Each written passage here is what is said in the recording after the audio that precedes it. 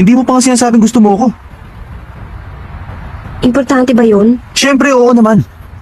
Okay ba'y mabuhay ka sa mundo at wala man lang nagkagusto sa'yo? Ayan ka na naman, sa tuwing pinag-uusapan natin to, umalis ka. Lagi kong sinasabi sa'yo, gusto kita. Masama ba Gusto kung... kita. Ano yung sinabi mo? Ulitin mo nga.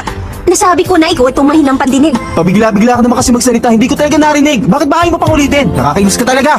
Ayoko nga. Kasalanan ko ba kung hindi mo narinig? Basta hindi ko ulitin. Hindi ko nga narinig, sige na, sabihin mo na. Hindi na. Sanchay!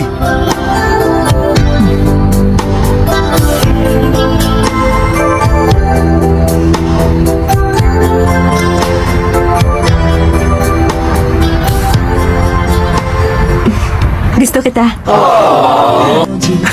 怕我自己会爱上。